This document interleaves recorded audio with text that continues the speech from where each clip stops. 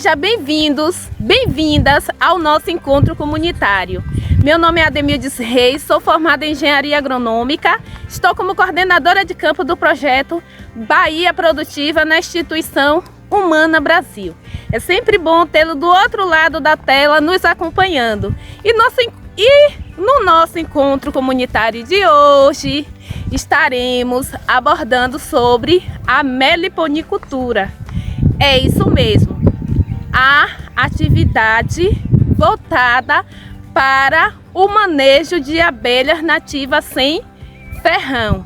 Por isso estamos aqui neste ambiente, diferenciado, e olhamos e só observamos uma flora bem diversificada. Por isso mesmo lhe convidei para hoje estar aqui conosco, acompanhando e assim ouvindo também o canto dos pássaros, observando vários insetos voando, porque faz tudo parte da natureza, faz parte do meio ambiente. E para iniciarmos o nosso encontro comunitário falando da meliponicultura, qual o primeiro passo a ser dado nesta atividade? Qual?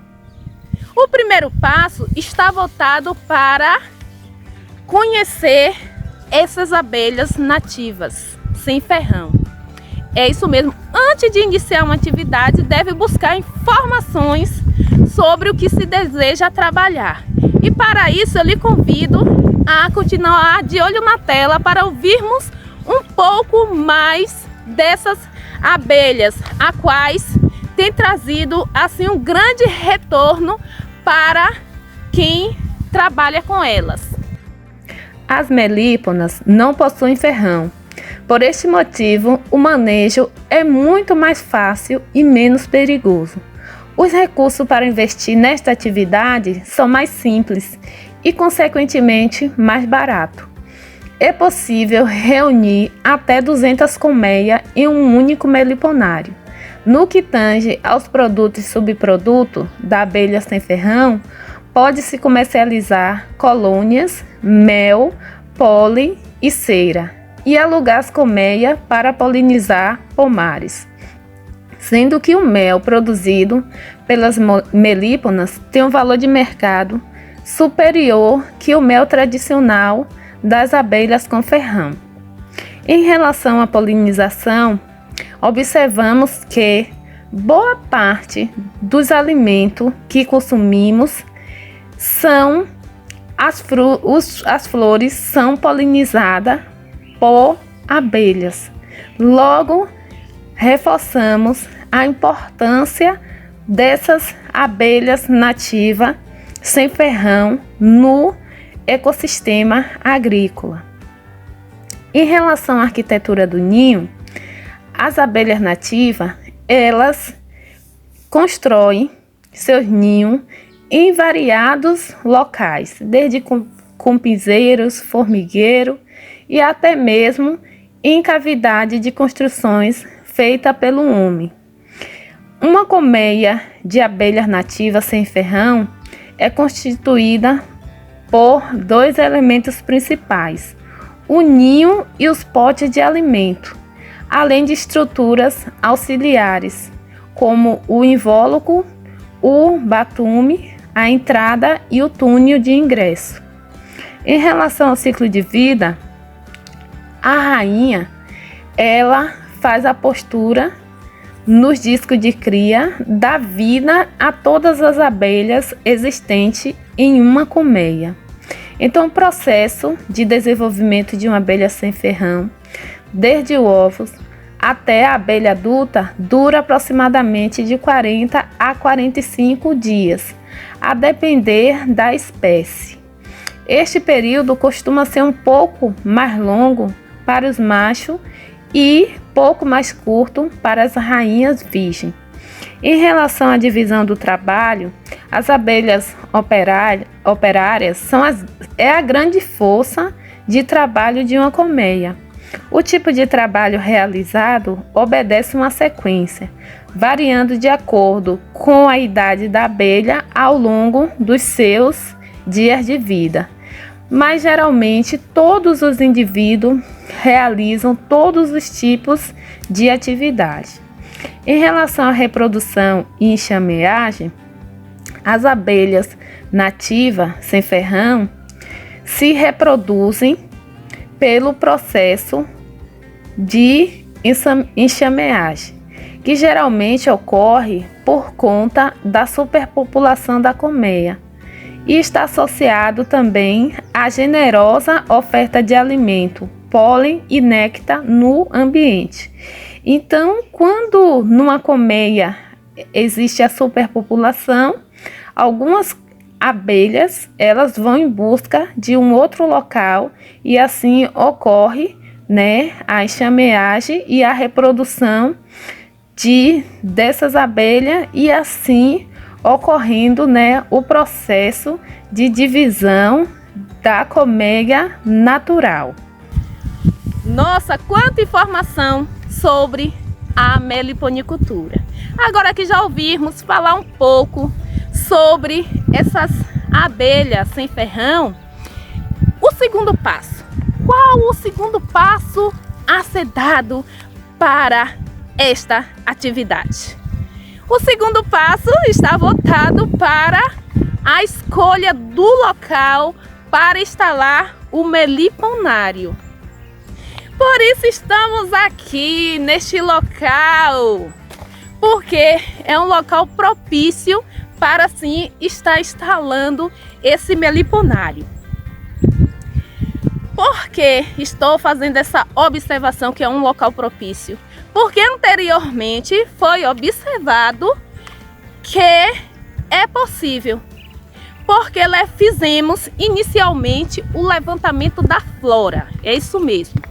A flora é a qual as plantas vão estar utilizando, das flores para assim estar retirando o seu alimento ou retirando outros produtos que serão utilizados nas colmeias. Então, observando o local da instalação e inicialmente observar a flora, porque vai estar formando pasto apícola, vai estar formando, o pasto apícola. Ele é o local de onde as abelhas estarão tirando seu alimento, tirando seu sustento e tirando os produtos. Logo, tendo uma diversidade de planta, também terá uma diversidade de alimento. Diversidade de alimento no quesito que algumas plantas, em alguns períodos do ano, ela não floresce. Então, por isso que deve ter essa diversidade de planta. Porque no período de janeiro a março, tem algumas plantas que não florescem. Então, já tem outras que florescem. Por isso que devemos estar observando, este pasto apícola. Já o segundo ponto que está dentro da escolha do local para instalar o meliponário é o acesso à água. Isto mesmo. Porque a água, as abelhas utilizarão também na colmeia. Logo deve ter pontos de água próximo a esse meliponário. Para quê? Para que essas abelhas, as abelhas operárias, elas estejam coletando essa água. Essa água ela deve ser de boa qualidade e se ela não for corrente, e se for de uma fonte ou de um lago e não for corrente, elas também coletam. Mas se for corrente, melhor ainda. E não tendo uma fonte de água, o ideal é que se faça a instalação de bebedouros artificiais. Porque aí as abelhas vão estar coletando água deste local para a colmeia. Bom, este local aqui, a qual escolhemos, ele dista aproximadamente 50 metros de uma fonte de água. 50 a 60 metros. Então, já é um local assim propício, para estar instalando esse meliponário. E o segundo passo, o terceiro ponto dentro dentro da escolha do local para instalar esse meliponário.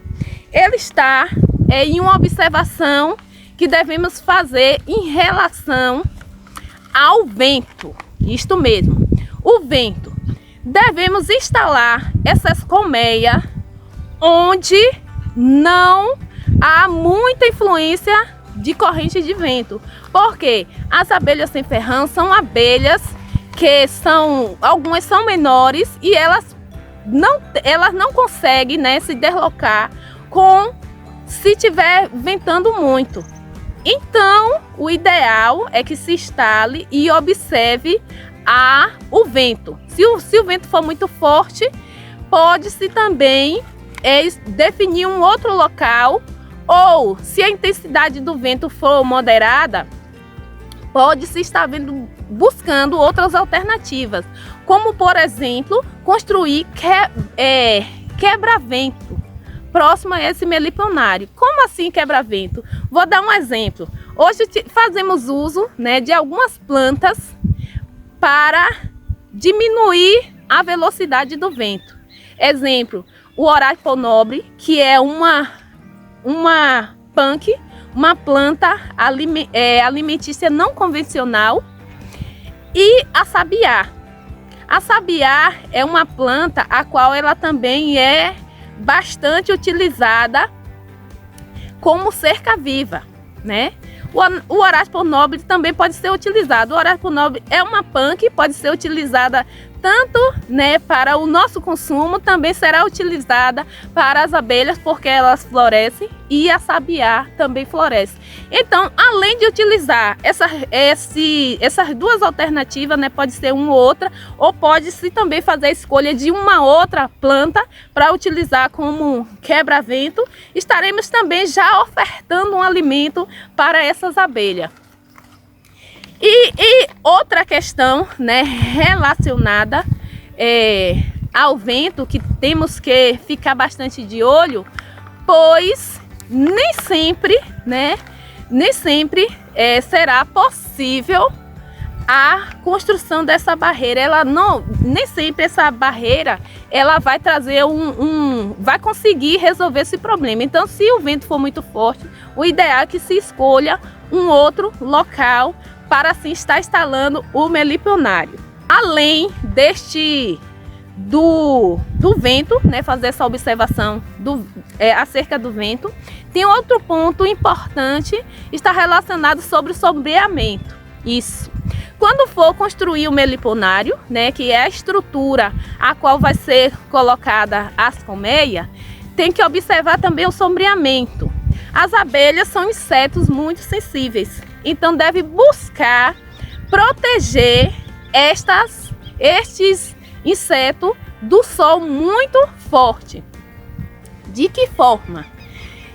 Cobrindo, né? Pode-se cobrir, né? O ideal é que cubra as colmeias, porque tanto protege da chuva, como também vai proteger do sol muito quente e deixando uma distância, né, da colmeia, para que assim as telhas não venham a aquecer muito essas colmeias. E também utilizar árvores.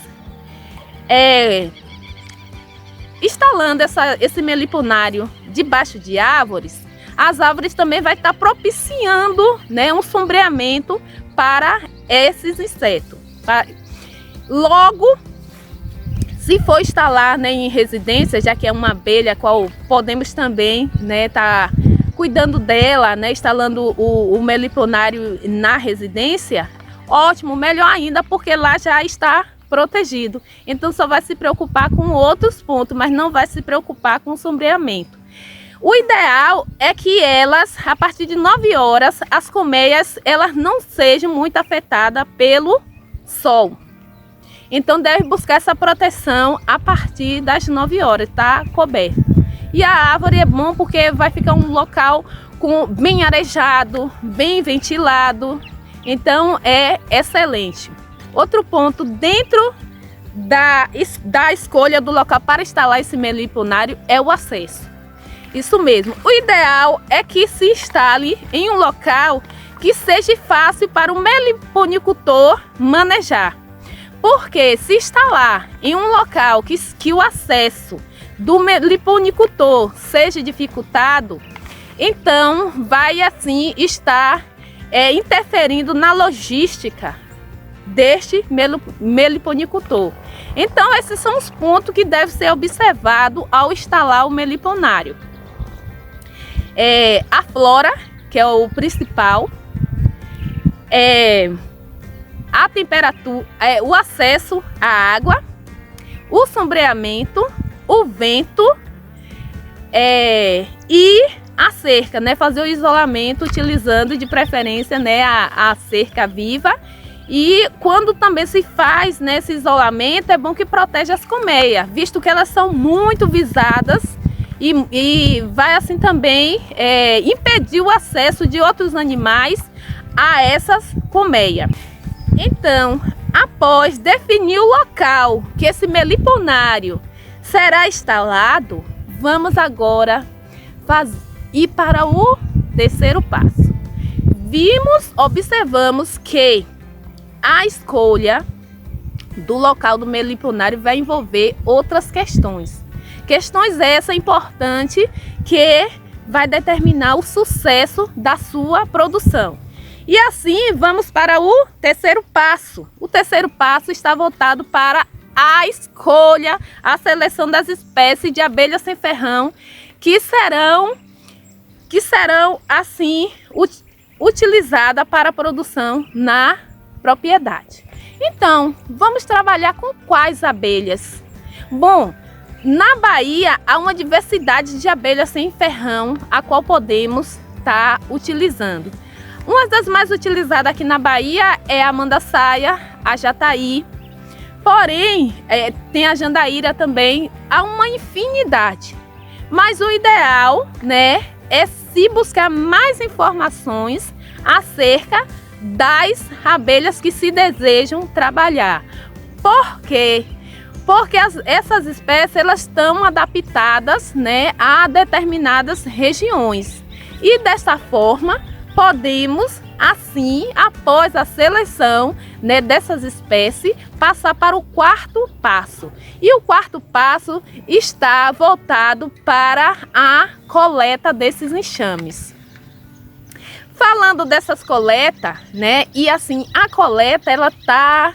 Falando de coleta, vamos estar voltando um pouco ao terceiro passo, porque essas espécies, elas se desenvolvem, né, elas em alguns estados. Cada estado vamos encontrar assim, uma diversidade, né, de espécies de abelha sem ferrão. Então, quando eu vou escolher, né, essas abelhas, eu vou logo escolher as abelhas que já possuem na região.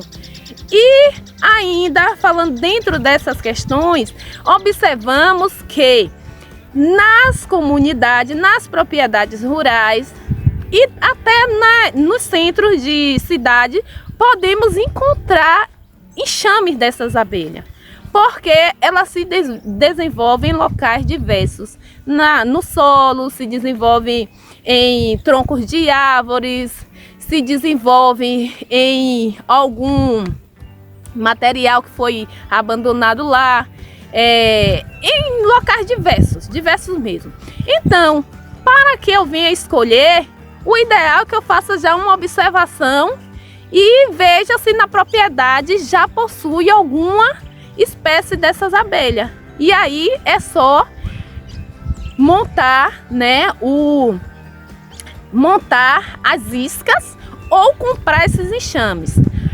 Em relação a essas iscas, são iscas as quais utilizamos, né, a cera ou própolis e o álcool, e assim preparamos, né,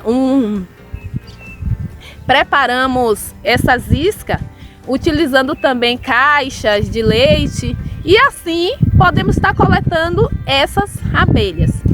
Bom, relacionado à captura desse enxame, o ideal é que não se retire totalmente a colmeia, mas que se coloque essa isca e assim atraia, né, esses enxames para essas iscas e assim esteja né, multiplicando essas espécies. Esses enxames, eles também apresentam um alto valor de mercado. Então, o ideal é que se consiga capturar na propriedade, mas se não conseguir, pode estar adquirindo esses enxames com algum produtor. E é algo bem rentável. A Terra Distância é uma adaptação das atividades de assistência técnica e extensão rural do Bahia Produtiva, projeto do Governo do Estado da Bahia, por meio da Secretaria de Desenvolvimento Rural do Estado da Bahia, executado pela CAR, a Companhia de Desenvolvimento e Ação Regional, com recursos provenientes de acordos de empréstimo com o Banco Mundial. Essa modalidade visa dar continuação às atividades de capacitação e apoio para produtores, associações, cooperativas, empreendimentos produtivos e agentes comunitários rurais.